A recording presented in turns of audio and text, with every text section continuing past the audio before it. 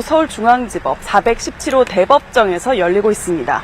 윤 전 대통령이 열흘 전 파면되면서 자연인 신분으로 법정에 선 것은 오늘이 처음인데요. 재판은 재판부가 피고인인 윤 전 대통령에게 진술 거부권을 고지한 뒤 인적사항을 확인하는 인정신문을 진행하면서 시작됐습니다. 이어 검찰 측이 준비한 PPT를 이용해 공소사실에 대해 1시간가량 모두 발언을 진행했습니다.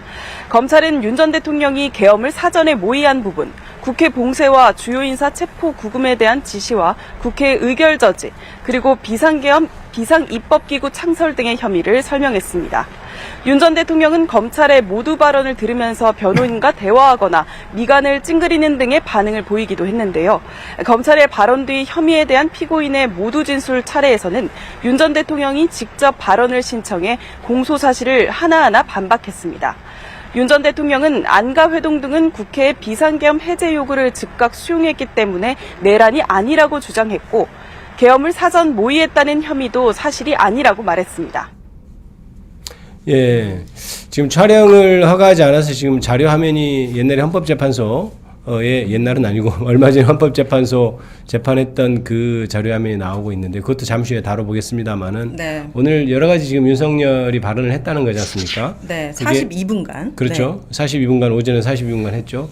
헌법재판소 했던 발언의 이제 재생이라고 볼 수도 있고 여러 가지 얘기를 했는데, 혹시 그 부분에 대해서 느끼신 바가 있으면 말씀해 주실까요? 그러니까요. 지금 헌법재판소 최고의 기관에서 파면을 내렸잖아요. 네. 내란 행위에 대해서 파면을 내렸고, 그 항목 5가지 항목 모두 만장일치로 했는데도 불구하고 윤석열은 반성은커녕 지금도 거짓말로 일관하고 있다고 보여요. 네. 사실 내란도 사전 모의했다고 공소장에서 많이 나오잖아요. 네. 그리고 내란도 언급하고 그런 것도 부인을 하고, 또 내란 사항에 대해서도 저는 뭐 절대 실탄을 지급하지 말고 실무장하지 않은 상태에서 투입하되 민간에는 피하라고 지시했다. 뭐 이런 거는 사실 제가 청문위원으로 사긴 한 바로는 이런 얘기 지시한 적이 없는데 이렇게 했었고요. 평화적 대국민 메시지의 계엄 뭐 이런 참 또 그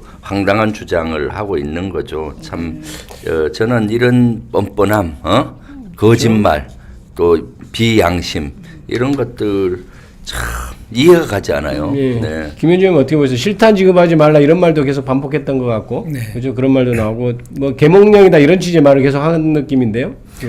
전 그 정말 그 보면서 뻔뻔하기 이를 데 없는 태도에서 경악을 금치 못하겠더라고요. 그러니까 이미 뭐 헌법 정신과 주권자에 대한 그 이제 그 신뢰를 잃었다 해서 헌재에서 파면 결정까지 났는데도 불구하고 그걸 다 부정하는데, 그 이제 윤석열이 한 얘기 중에 뭐 평화적인 대국민 메시지를 위한 계엄이라든지 계속해서 그런 얘기를 하고 있습니다. 네, 지금. 근데 제가 네. 좀 궁금한 게, 우리 저 김병주 의원님한테 내란은 늘 준비해야 되는 거라고 그렇게 발언했더라고요. 내란 원래 준비하는 겁니까? 계엄이라는 계엄은 어떤 상황에서든 예정에서 늘 준비하는 것.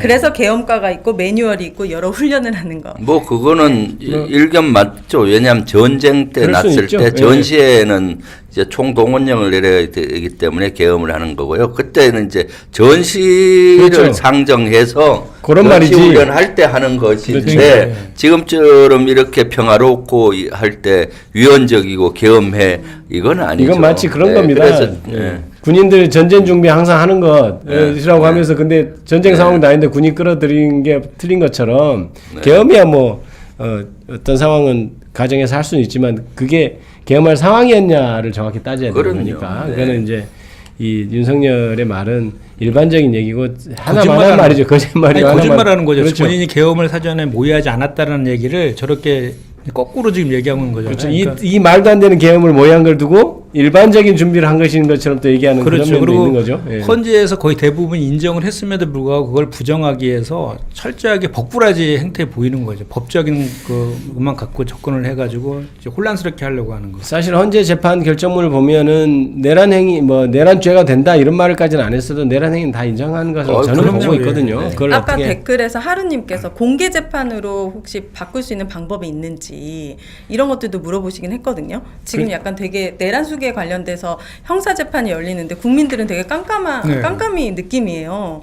그러니까 이게 전례 없는 특혜라는 것 아닙니까? 지금 네. 촬영도 안 되고 옛날에 이명박, 박근혜, 그다음에 전두환, 더 넘어가서는 전두환, 노태우까지 노태우. 다 촬영을 다 했지 않습니까? 네, 그렇죠. 허용 안 됐고 그다음에 아까 두 번째로 아니 그 한남동에서 나올 때는 무슨 개선 장군처럼 퍼레이드처럼 하더니 왜 법원은 지하로 옵니까? 난 그것도 지금 특혜죠. 그러니까요. 예. 그렇죠. 여기 이게 중앙지법 417호 대법정인데 요 417호 대법정이 조금 전에 말씀하신 전직 대통령들이 다 여기서 재판받은 그 417호 법정이더라고요. 네. 네. 거기에서 모든 이제 그 재판들 그 촬영을 허가해서 공개를 했는데 유독 윤석열에 대해서만 이제 비공개 결정을 했어요. 네. 이거에 대해서 지기현 판사가 오늘 그 재판을 하면서 그 11일 날 이제 그 언론에서 신청을 해서 오늘 14일이잖아요.